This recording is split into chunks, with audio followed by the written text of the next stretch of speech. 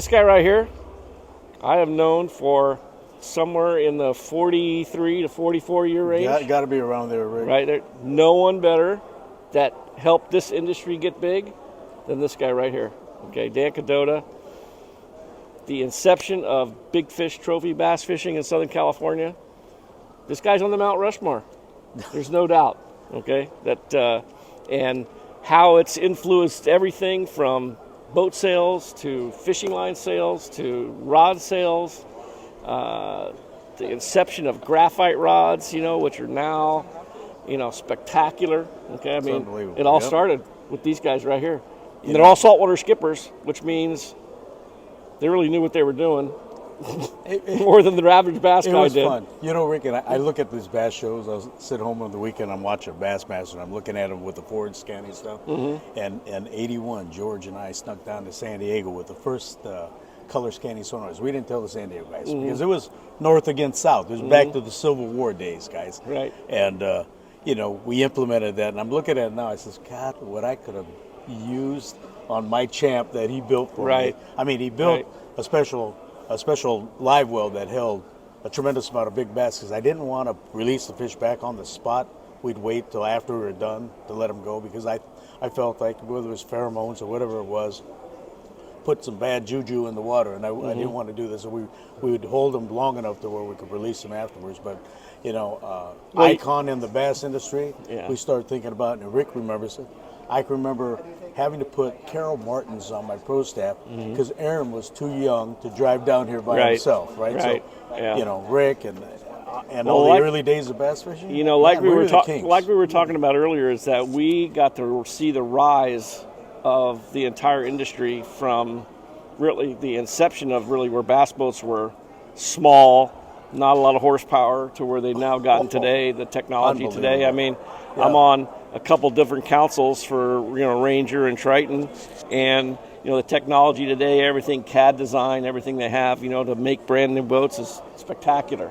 Well, there's nobody better. You've got the history. I mean, you're the man then, you're the man now. It's even more so. But it's guys like this guy that made it possible for me to make a living, and the advance of the saltwater skippers, Danny Sansom, Danny Kadota, Buzz Brizendine, all the guys that were saltwater guys are, really good bass fishermen because they understand fish movement, they understand current flow, they understand everything, and,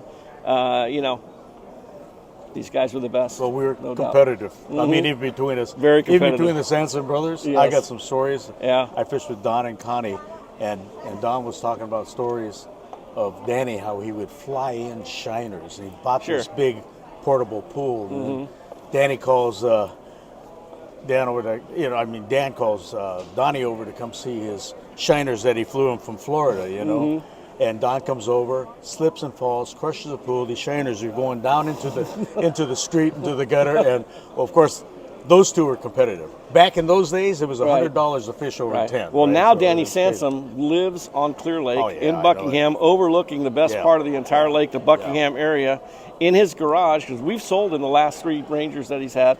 In his garage are 2 or 3 giant crawdad troughs, and he nurtures and grows those things all year long, and really waiting for this time of year. Oh, absolutely. I think his biggest at Clear Lake so far is in the high 14 range. Oh, yeah. No, he's a great fisherman. Yeah, great fisherman, great guy. And, you're right. We took it to that.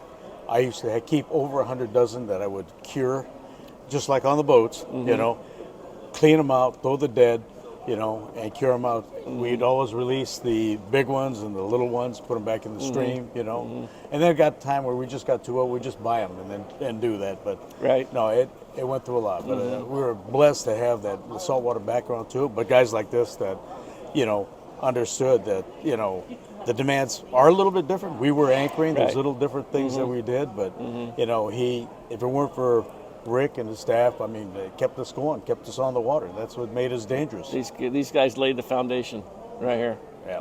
Well, Rick, best there is ever. Thanks, bud. Best ever right here. No. Danny Kadota. So I was saying the same thing. Best ever. Yeah. Thanks, Rick. Phil.